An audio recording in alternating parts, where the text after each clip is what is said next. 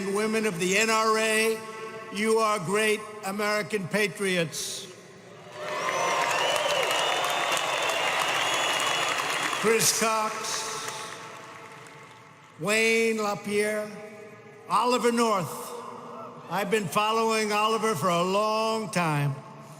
Great guy. 3 extraordinary champions for the Second Amendment.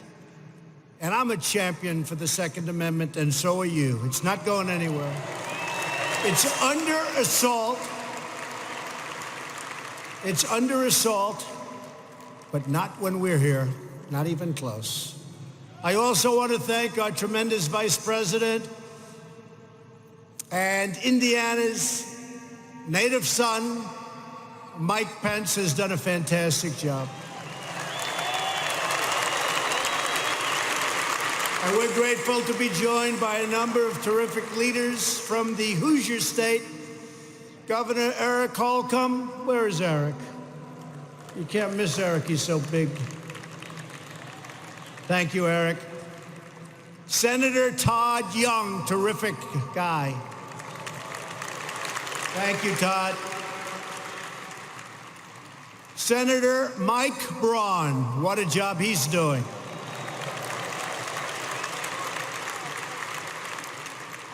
And Representative Greg Pence, his familiar name. Thank you, Greg. Jackie Walorski. Jackie, thank you. Jim Baird and Jim Banks, great representatives. Thank you all very much. Tremendous help, tremendous. I also want to recognize Secretary of the Interior, David Bernhardt. What a job he's been doing. David, thank you. Thank you. A great friend of mine, Kentucky Governor Matt Bevin.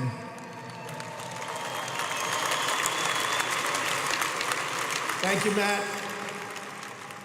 And the House GOP whip, a man with more courage than most of us here today. He took some very, very severe shots, you know that, by a madman.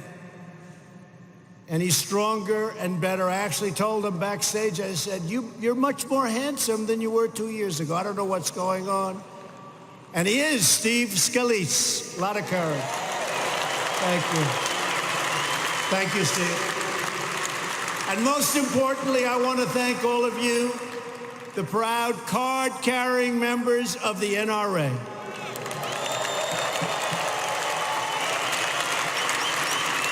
Every day you stand up for our God-given rights without exception, without fail, and without apology. Together we are fighting for the timeless values that have built and sustained our nation.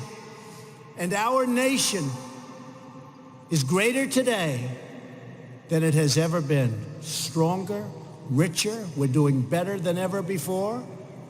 We are great Americans. You're doing a great job. Thank you. Thank you. We believe in the rule of law, and we will always protect and defend the Constitution of the United States. And there are some people that are running right now. I don't think they have that #1 on their list.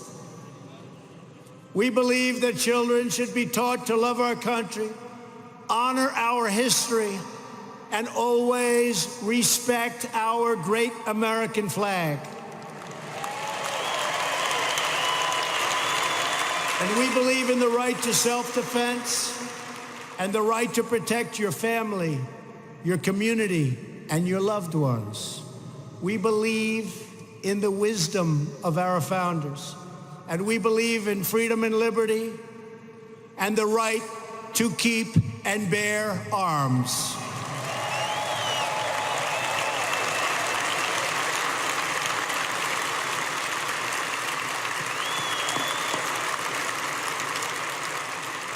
We know that faith and family, not government and bureaucracy, are the center of American life.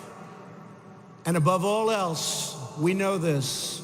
In America, We don't worship government, we worship God.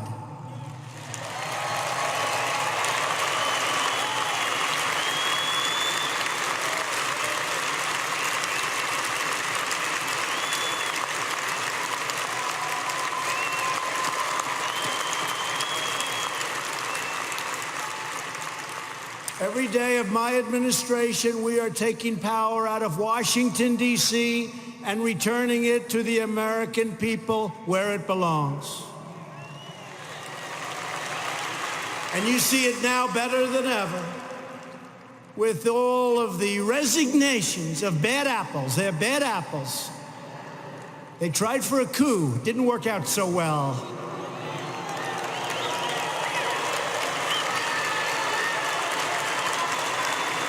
And I didn't need a gun for that one, did I? All was taking place at the highest levels in Washington, D.C. You've been watching, you've been seeing, you've been looking at things that you wouldn't have believed possible in our country. Corruption at the highest level, a disgrace. Spying, surveillance, trying for an overthrow, and we caught them. We caught them. Who would have thought in our country?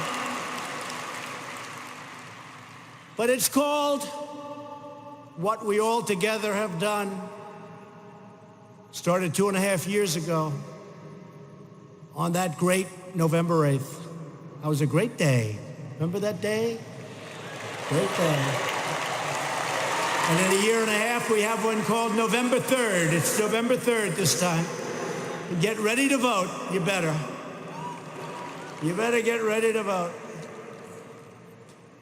But it's all called draining the swamp, and we are doing it faster than anyone ever thought possible. Very proud of it. And around the world, America is respected again because we are finally putting America first. Been a long time. Our economy is now the hottest anywhere on the planet Earth. Just this morning, we learned that the GDP smashed expectations with the economy growing at an annual rate of 3.2% in the first quarter, always the worst quarter for whatever reason. 3.2.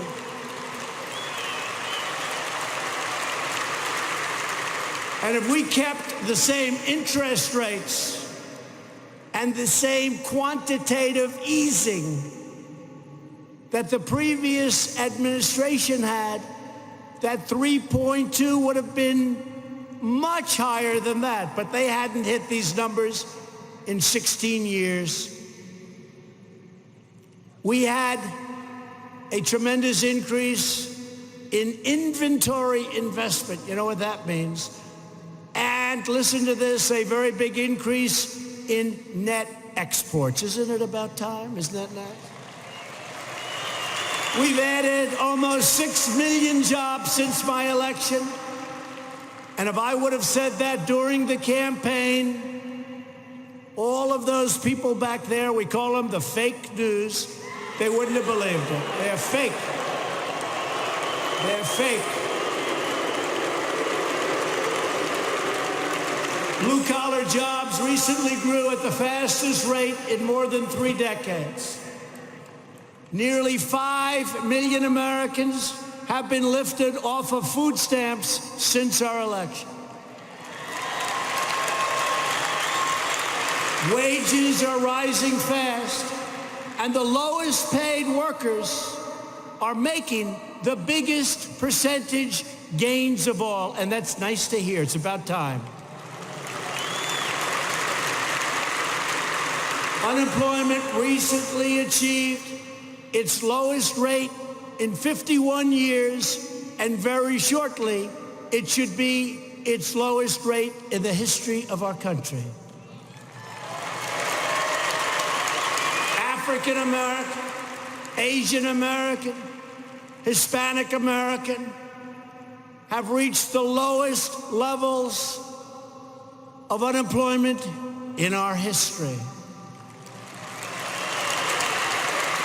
America's future has never been brighter, and yet Democrats have never been angrier, especially now that their collusion delusion has been exposed to the world as a complete and total fraud.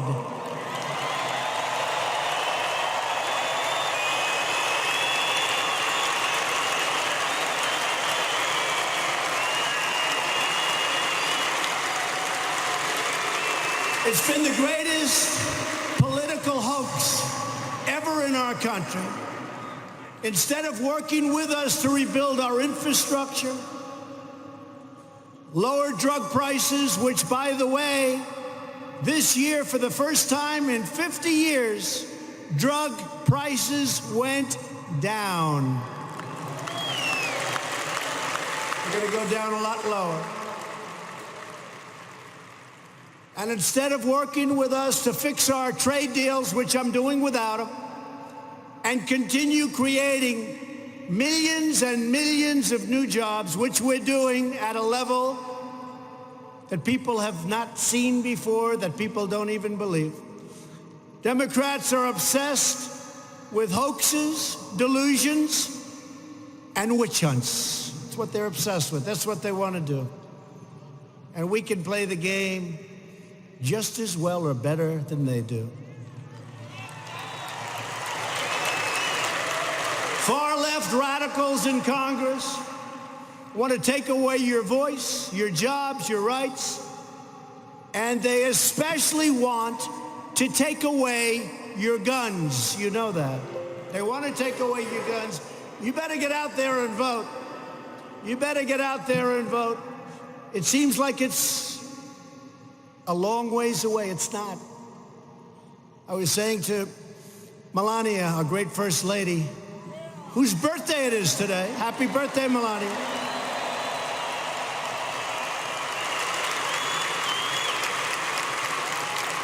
I remember standing 2.5 years ago in the same hallway where Abraham Lincoln and so many others have stood. My first night in the White House.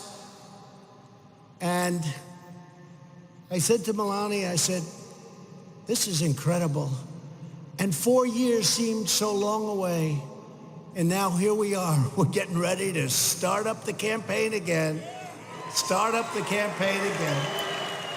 I never want to do anything with MAGA because MAGA country and MAGA, Make America Great Again, has been great. But we've really made it great.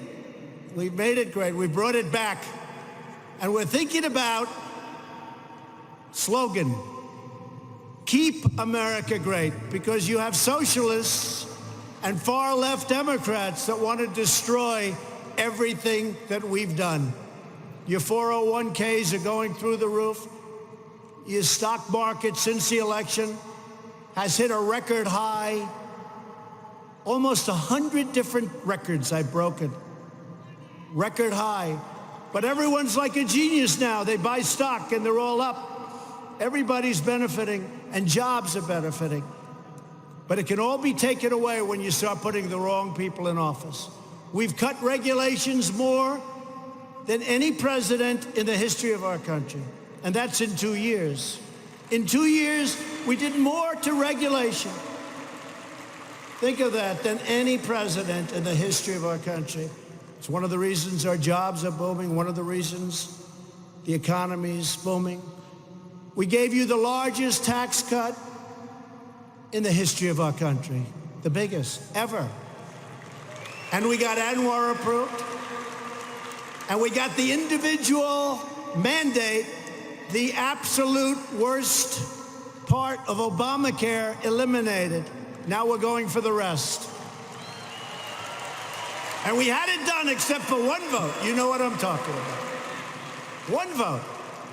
In recent days, leading Democrats have proposed banning new guns and confiscating existing guns from law-abiding citizens. What they don't tell you is the bad guys aren't giving up their guns. And you're not going to be giving up your guns either. At the same time, House Democrats recently voted against notifying ICE, these brave, great, talented, brilliant patriots, when an illegal alien attempts to buy a gun, which is a felony. Democrats also support sanctuary cities that release thousands of dangerous criminal aliens onto our streets. In fact, they like the criminal aliens and aliens so much that when we're forced to release them into our country because of the horrible immigration laws that the Democrats refuse to give us the votes, we need some of their votes to change, we give them as many as they can handle.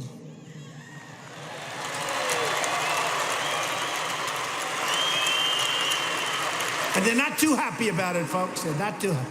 They said, who came up with that idea? They said only Trump could come up with that idea. We give them as many as they can handle. In other words, Democrats want to disarm law-abiding Americans while allowing criminal aliens to operate with impunity. But that will never happen as long as I'm your president, not even close. I promise to defend the Second Amendment rights of every American, and I always will. I'll never let you down. Never let you down. Have it so far, and I won't. Because as the famous saying goes, when guns are outlawed, only outlaws will have guns. Very simple.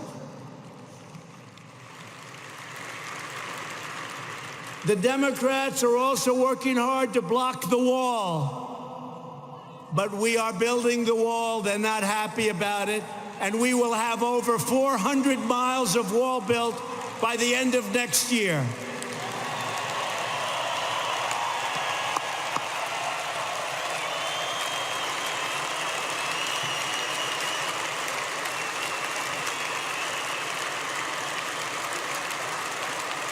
Building a lot of wall. I want to thank Border Patrol. I want to thank our great military.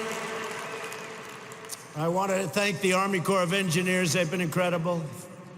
And we are doing something that I could do very quickly, and we're doing it very quickly. But dealing with these people is very, very difficult if you haven't noticed, okay? Any politician would have given up a long time ago. So we'll have over 400 miles of wall built by the end of next year. It's going up rapidly. Rapidly. We're also renovating tremendous stretches of wall. We have wall that's in bad shape, but it's structurally sound. And rather than building new, we renovate it. We make it as good as new, save a lot of money, and we gain a lot of territory. So we have a lot of great things going. A lot of great things going. Most importantly, Democrats must change our immigration laws right now. Right now. We can do it in, I used to say 45 minutes, we can do it in 15 minutes. It's very simple. You know the programs, they're horrible. The asylum, where rough, tough MS-13 gang members come in. You don't want to meet with these people, but ICE doesn't mind, because ICE is throwing them out of our country by the thousands. And the Democrats want to eliminate ICE. Can you believe that? Boy, oh boy. But it's incredible what they've done. It's incredible what we've done. But they stand there, asylum, and they read a statement. I am afraid for my life. I am afraid to go back to my country. I want to be an American. And you look and you see a toughness that you don't see. And you just see what happens with the mayor of Tijuana and others. They say, these people, we try and help them, and they start hitting us. they start punching us. We don't want them in our country, and they're not getting into our country. And when they have in the past, a lot of them have come in, we're throwing them the hell out. They're out. We're getting them out. But we can fix the problem so easy. And when we fix the problem, the wall is one thing, and that will have an incredible impact. But they won't even be coming up if we change our old, broken, ridiculous, weak immigration laws. They won't even be coming up. They won't make the journey. The wall is still good to have. We need the wall. But all of those people you see coming up, thousands and thousands of people, they won't be coming because they're going to say there's no way we can get into the United States anymore except by going through legal channels. And what we want is we want people. We need them for all of the great companies that are coming in. But people have to come in to our country legally and through merit, through merit.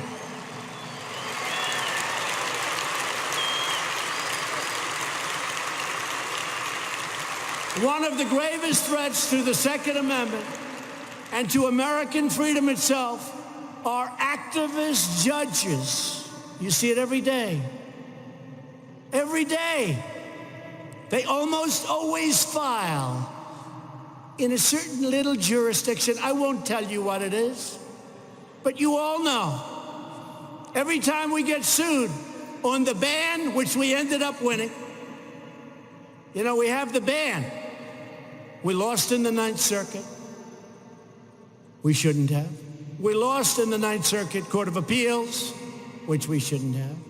And we won at the United States Supreme Court. So we have the ban, travel ban. But the reporters, the other day, some reporter said, Donald Trump, who lost the travel ban? I didn't lose it. Well, what he meant, I lost it in the Ninth Circuit. But he didn't say we won at the United States Supreme Court. So everyone said, oh, that's too bad, he lost the travel. No, we won the travel ban in the United States Supreme Court. But they don't say that. So when we confront them, they said, no, we were referring to the lower courts. I said, what about the upper court? They ruled, it's done. Well, we weren't talking about the Supreme Court. We were saying you lost it. These are very, very dishonest people, okay?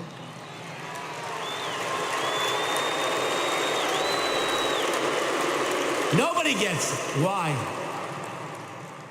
They're opposed to strong military. They're opposed to all of the things we've done, including making our nation wealthy, including high GDPs, including all of the security and all of the law enforcement, all of the things we're doing. It's incredible. Nobody understands it. Someday we're going to figure it out, and I'll feel much better about it.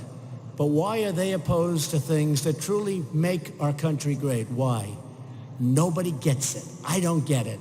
The level of dishonesty and corruption in the media is unbelievable. But we're stuck with activist judges who seek to rewrite our Constitution to force their own radical views onto our country. That is why my administration has led a historic effort to confirm fair and impartial and mostly conservative judges who will interpret the Constitution as written. And I'm very proud to announce that we will soon have 145 federal judges confirmed, a record number including 2 great Supreme Court judges.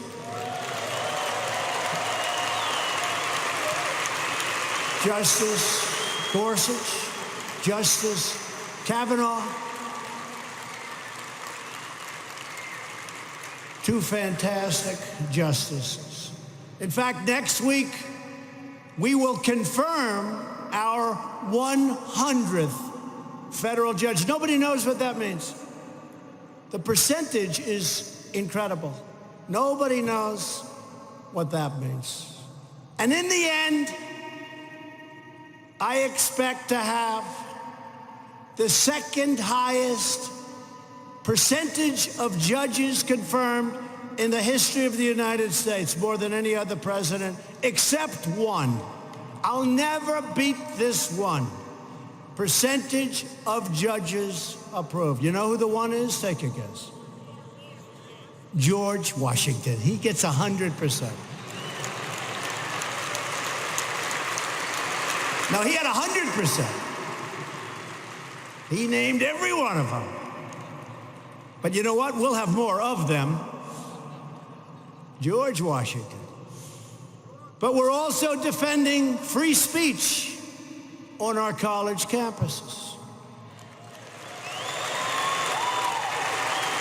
Last month, I signed an executive order requiring public colleges and universities to respect the First Amendment rights of their students or risk losing tens of billions of dollars in federal funding. You don't want to hear another voice. You don't get all of this tremendous amount, in some cases, ridiculous amounts of dollars. And we have shut down the previous administration's massive abuse of power, known as Operation Choke Point.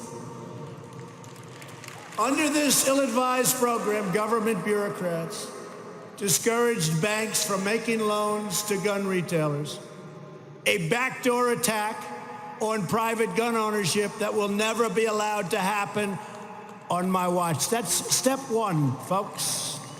Step one. You know what step 2, 3, and 4 is?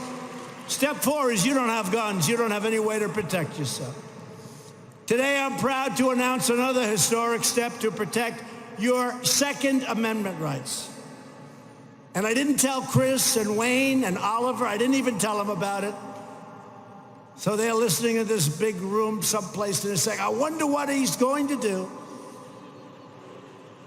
The good thing with me, you never know. Never know.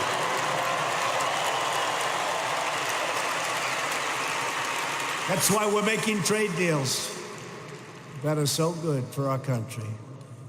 So in the last administration, President Obama signed the UN Arms Trade Treaty. And in his waning days in office, he sent the treaty to the Senate to begin the ratification process. This treaty threatened your subjugate, and you know exactly what's going on here, your rights and your constitutional and international rules and restrictions and regulations. Under my administration, we will never surrender American sovereignty to anyone. We will never allow foreign bureaucrats to trample on your Second Amendment freedom. And that is why my administration will never ratify the UN Arms Trade Treaty. I hope you're happy.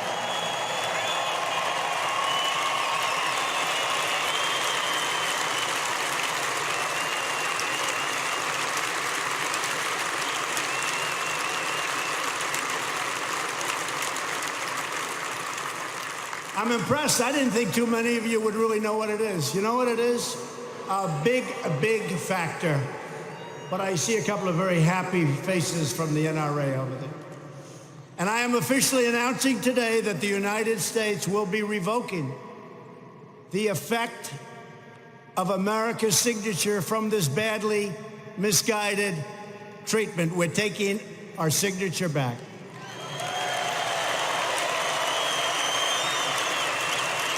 The United Nations will soon receive a formal notice that America is rejecting this treaty.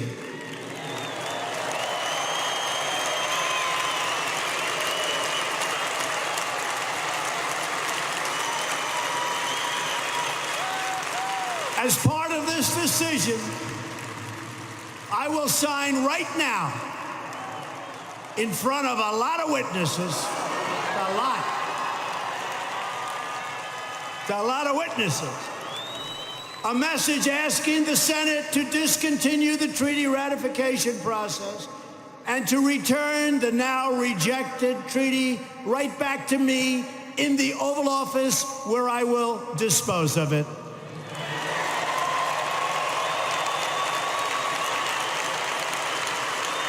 By taking these actions, we are reaffirming that American liberty is sacred and that American citizens live by American laws, not the laws of foreign countries. Thank you.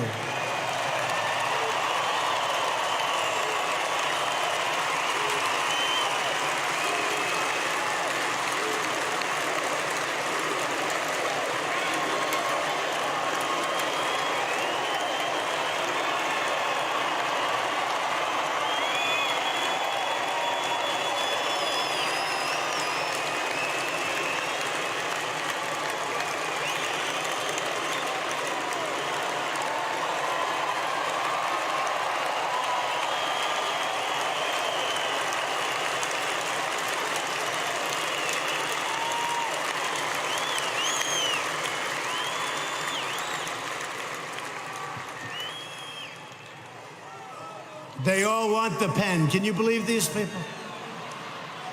Should I give it to them?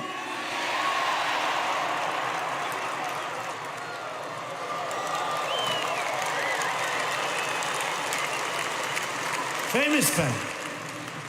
As we protect gun rights for law-abiding citizens, we are also getting guns out of the hands of violent criminals. When I took office 2 years ago, one of my highest priorities was to reduce violent crime. In the 2 years before my inauguration, the murder rate had increased by more than 20%, and the United States had experienced the largest increase in violent crime in over 25 years. For this reason, my administration resurrected Project Safe Neighborhoods, bringing together prosecutors, police, sheriffs, and citizens groups to put the most dangerous offenders behind bars. We funded 200 new violent crime prosecutors. We charged a record number of criminal offenders. And last year, we prosecuted the most violent criminals ever in our history. And now, violent crime is way down. Murders in America's largest cities dropped by 6% between 2017 and 2018. But I do have to ask you, what the hell is going on in Chicago? What is going on? We could solve that problem, we would have been down even a lot more. And it's not a tough problem to solve. You got to let law enforcement do what they have to do. They'll solve the problem very quickly, very quickly.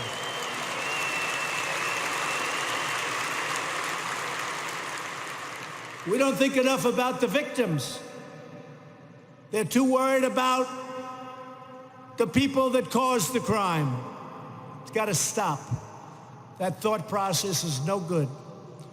The number of police officers shot and killed in the line of duty last year, I'm so happy to report, is down 21% compared to the year before, and that was the year before I took office. One of the reasons is that we are supplying police with surplus military equipment, supplies, and gears that the previous administration refused to give up. This is surplus. This is extra. We don't need it.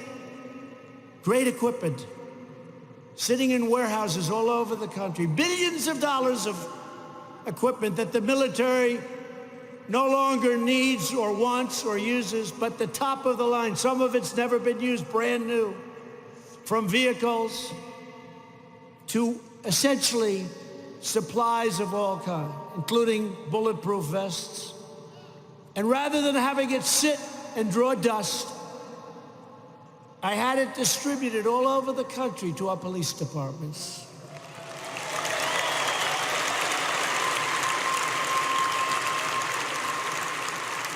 And that's why you see these numbers.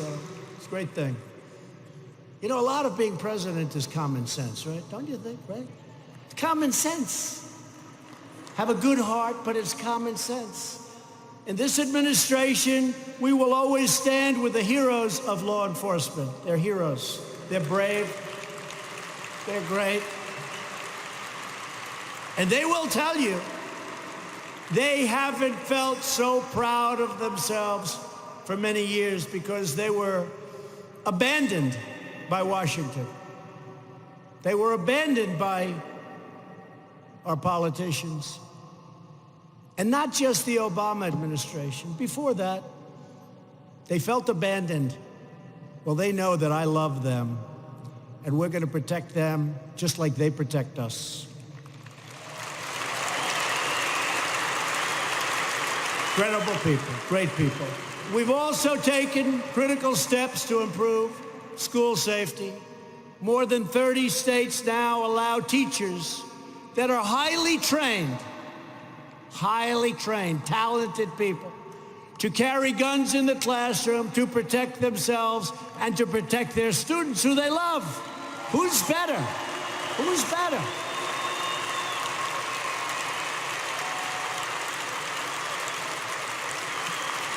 I've been calling for that for the last 2 years, and I think we had a big impact. Some legislation's passed, and they don't have that few paragraphs. And the legislators actually go back to governors and say, we're not passing it unless you allow that to happen. So we've come a long way. But who's better to protect our students than the teachers that love them? Through Stop School Violence grants, we are helping local schools and police departments to hire more officers, train more teachers, and address early warning signs of mental illness.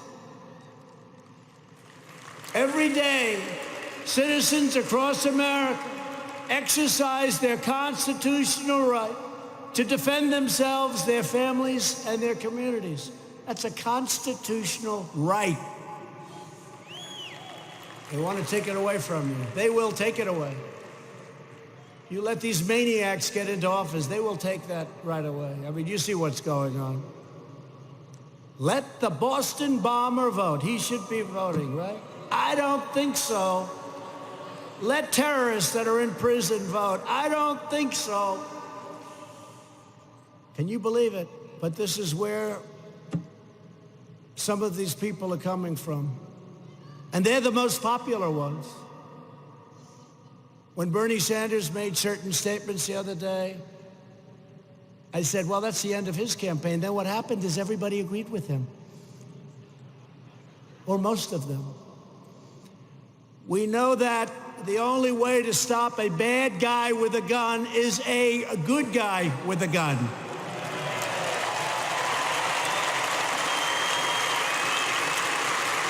Now, I wanted to be a little bit more original than to use a phrase that you've probably heard 1,000 times. But what's a better phrase than that? We can't do better. How simple is that? Today, I want to give a few of these brave citizens the chance to share their stories directly with the American people. A lot of television back there. Of course, when I start going after them, you watch those red lights go off. They don't want any part of it. They turn those lights, then they come back. They need the ratings.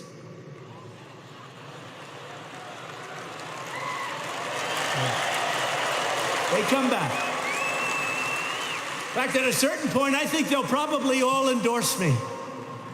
Because would they be dead without me? Can you imagine?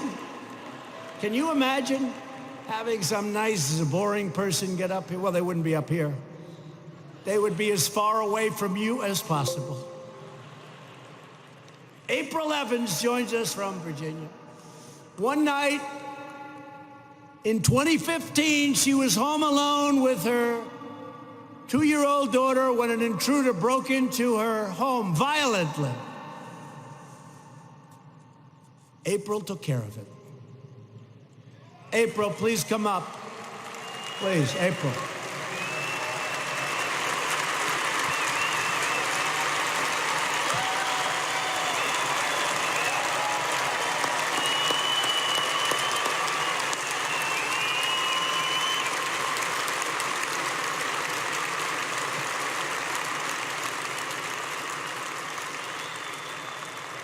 My husband is a police officer, and he works night shift.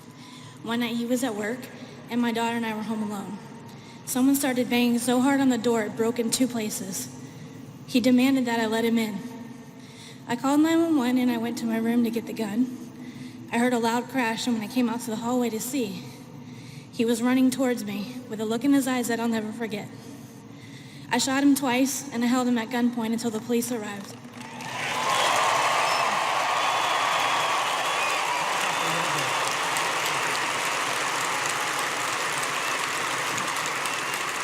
This event was something that changed my life. I've never been more afraid, but I've been standing strong, and I've told my story again and again because with each person I told, they stood a little taller, knowing that if I could protect myself and my family, that they could too. Protecting my family would not be possible without the right to bear arms. It's an issue that's obviously close to my heart. If these rights had been taken from us, I may not be standing here today, and I may not have a healthy, now 6-year-old daughter. I'd like to thank you, Mr. President, for your unapologetic stance on our right to bear arms. I truly believe those rights saved my life and the life of my daughter that night. Thank you.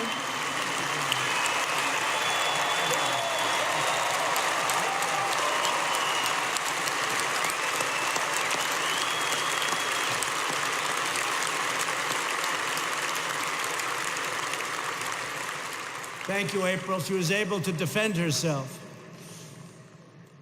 Also with us is Mark Vaughn, who owns a meat processing plant in Oklahoma. When an employee began attacking co-workers with a knife, viciously and violently, Mark drew his gun and ended the assault immediately, saving countless innocent lives. Mark, please come up.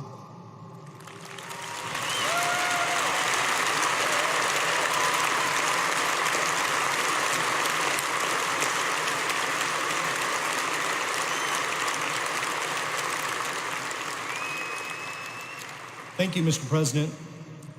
Welcome all. I got a call late one Thursday afternoon while sitting at my office. A frantic call from our customer service group said an attacker with a knife was victimizing people in our office. I ran to my vehicle, ran the 100 yards to the other end of our complex. It was a very chaotic scene. Screaming, crying, blood everywhere. I immediately entered the building, ran down a hall. I immediately entered the building, ran down a hallway, and saw a man attacking a woman in the neck and head with a large knife. I yelled. He stopped, paused for a moment, and ran at full speed toward me. At about 18 feet, I fired 3 rounds from my AR-15 carbine.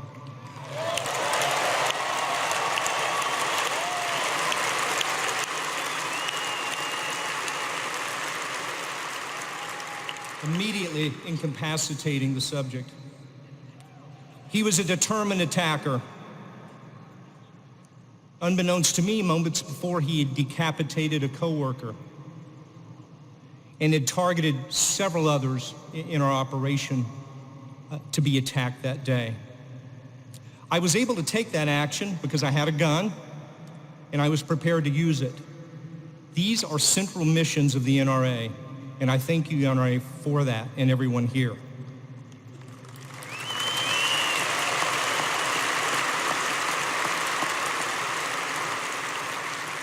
We have but one true thing, one true mission before us today, and that's to come together like we never have before, to preserve our foundational freedom to bear arms in the defense of ourselves, those we love, those we seek to protect, and most importantly, our liberty.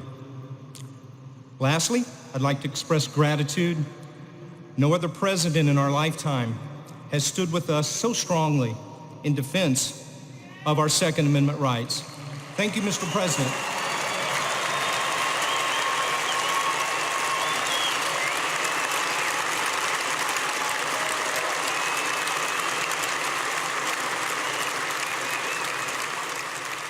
Thank you, Mark. Appreciate that.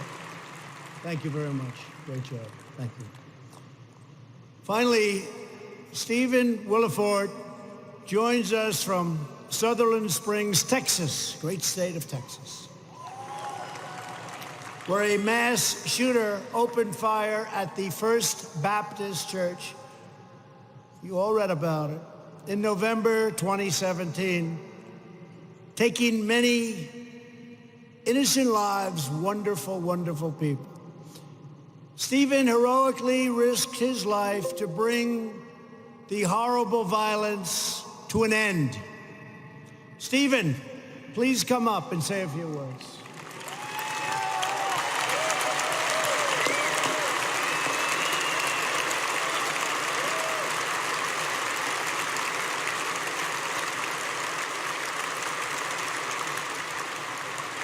I would like to thank first the NRA for this opportunity, and then I would like to thank our president for this opportunity. On November 5th, 2017, I was home because I was going to start my on-call at the hospital where I worked as an emergency plumber during on-call and could be called a lot. So I stayed home from church that day because I wanted to get rest. Wasn't to happen. My daughter came into my bedroom and said, "Dad, doesn't that sound like gunfire to you?" I ran to my window thinking it was someone tapping at the window, and she said, "No, come into the kitchen," where I immediately said, "It is gunfire." My daughter was an NRA distinguished expert when she was 8 years old. All three of my children, my other daughter and my son, were NRA distinguished experts by the time they were 8 years old. I was an NRA instructor. I ran to my safe, and my daughter ran outside, ran out to her car, got in the car, and ran reconnaissance for me. She ran up to the corner and came back while I was getting a gun out of my safe and loading it, and she said, "Dad, there's a man in black tactical gear shooting up the church." And I said, "Did you call 911? She said, "I did. They're aware of it." Right away, that told me police were coming, but I couldn't wait. I couldn't wait. Our police department in Wilson County is some of the best officers in this world, and they were racing as fast as they could, but my community couldn't wait for them. I ran out the door and I told my daughter to load another magazine for me because I gave her busy work. I didn't want her to be there if I failed, and I didn't want her to be there for a target for him. The Holy Spirit took over me at that moment, and as I ran across the street, I yelled out. The gunman heard me inside. So did some of the people from the church. So did my own daughter. He came running out of the church and started shooting at me. I put 2 shots, center mass. He stopped shooting at me, ran to his vehicle. The 2 shots, center mass, he had class 3 body armor on. They made no difference, but when he ran and turned around his door to his vehicle, I put 1 in his side and 1 in his legs. He got in his vehicle, he put 2 more shots through the side window. I put 1 where I perceived his head to be and shot through the window. He took off and ran away down the street, and I'm thinking, oh my God, he's getting away. I ran out into the street, took 1 more shot that went through his back window, penetrated the driver's side seat, and hit him just right of the left shoulder blade. He continued to run. I met up with a man that was just parked and watched the whole thing, and everybody in this world would have just driven on. But this is Texas. We aren't known for our sanity. I found out later his name is Johnny, and I got in the truck with Johnny and we gave chase. And at the end, the gunman, being the coward that he was, took his own life. Inside the church were more heroes than we can even talk about in a limited amount of time. But I'm here today to talk about the fact that I used my own AR-15 to confront a shooter that had dropped 15 30-round magazines in my church. He murdered 26 people and injured 20 more. There were only 7 people that walked out of that church without a gunshot wound. If it were not for our Second Amendment rights and the right to carry an AR-15, the same style gun that he had, then I would have been outgunned myself. And if it were not for God covering me and protecting me, I would not have been successful that day. I want to thank the NRA for being relentless in protecting our Second Amendment rights. And I would like to thank this president for defending the Second Amendment. And I would like to say today, he says, make America great again. And he's including you. You will make America great again with him. But he needs you, he needs your vote. And if you do not get out there and vote for this man, then it's on you. Thank you very much to the NRA, and thank you for President Donald Trump.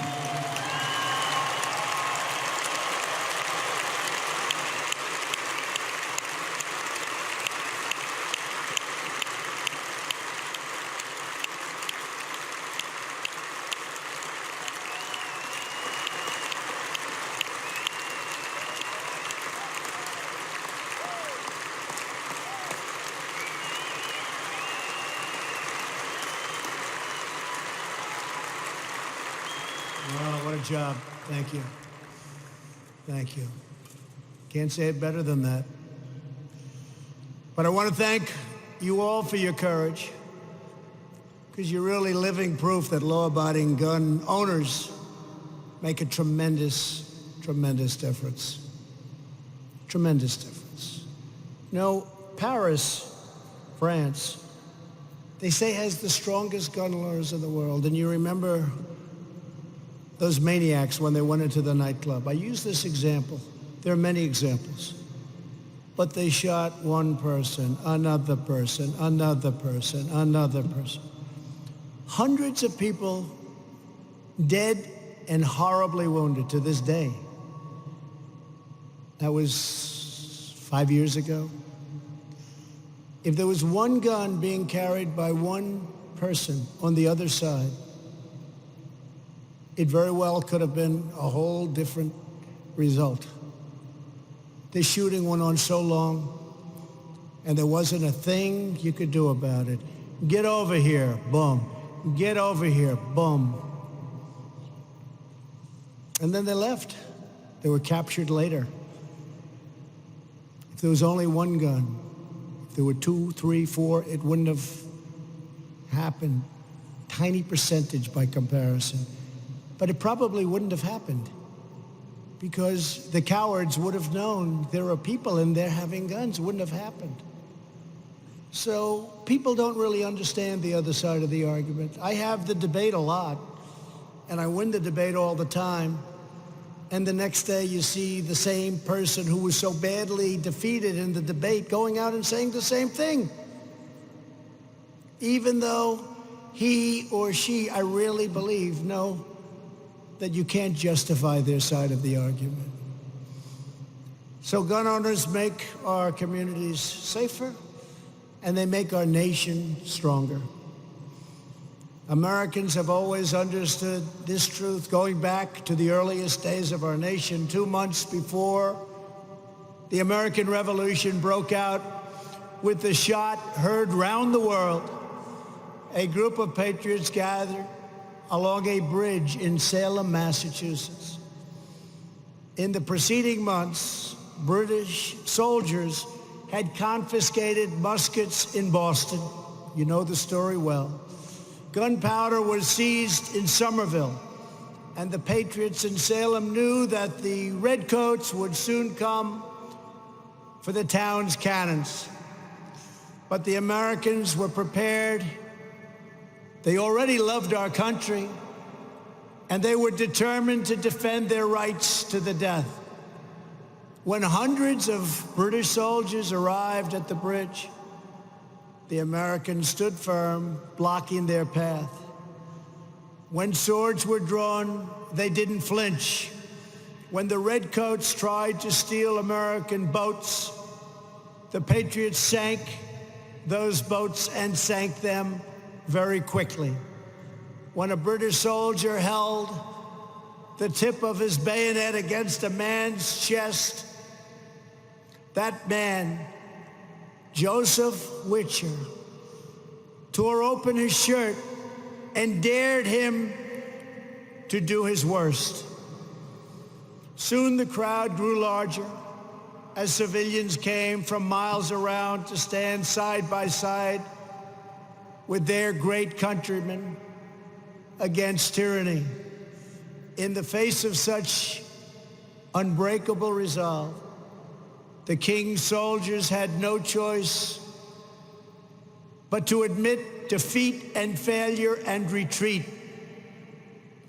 In the courageous actions of those early Americans, we see the defiant and determined spirit of patriotism that has always willed America to its greatest victories. It is a spirit that is passed down from generation to generation, from fathers and mothers to sons and daughters. It is the spirit that lives in each and every one of you. Our duty, our responsibility, our sacred charge is to preserve the freedoms that our ancestors gave their very lives to secure. Because no matter how many centuries go by, no matter how much the world changes, the central drama of human history remains the same. On one side are those who seek power, control, and domination. And on the other side are patriots like those in this hall who stand upright and plant their feet in eternal defense of our liberty. And with God as our witness, we swear today that we will defend our rights, we will safeguard our freedoms, we will uphold our heritage, we will protect our Constitution, and we will make America stronger, prouder, safer, and greater than ever, ever, ever before.